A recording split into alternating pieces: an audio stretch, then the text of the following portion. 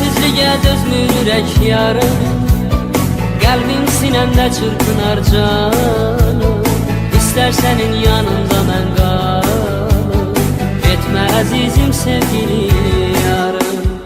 Eşqim məhəbbətlə dolub cana, yaş gözlərimdən hey axır yana.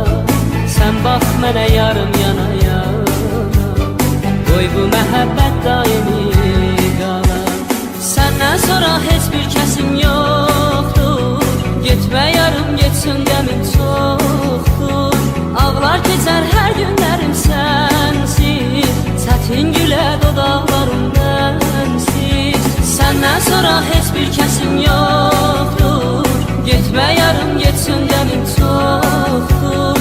Ağlar keçər hər günlərim sənsiz, çətin gülə dodaqlarım mənsiz. Sən verdiyin güllər solub məndə, qəmli baxışlarım qaldı səndə. Gəl gəl yarım bir də gülüş gəlsin, mənə gülüş müjdəsini versin. Sənsizliğə dözmür ürək yarım, qəlbim sinəmdə çırpınar canım. İstər sənin yanında mən qalım, getmə əzizim sevgili yarım.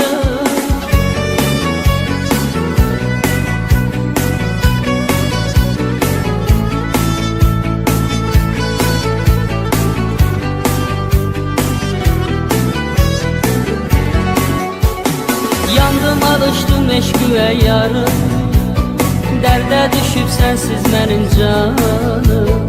Sən bax mənə gəl gör mənim halım, tutsun səni ay gül mənim adım.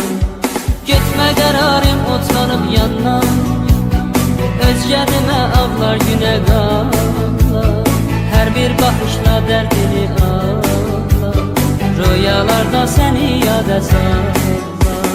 Səndən sonra heç bir kəsim yoxdur, getmə yarım getsin qəmin çoxdur.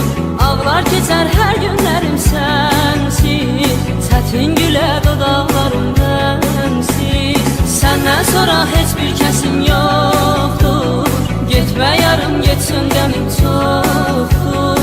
Ağlar keçər hər günlərim sənsiz, çətin gülə dodaqlarım mənsiz. Sən verdiyin güllər solub məndə, qəmli baxışlarım qaldı səndə.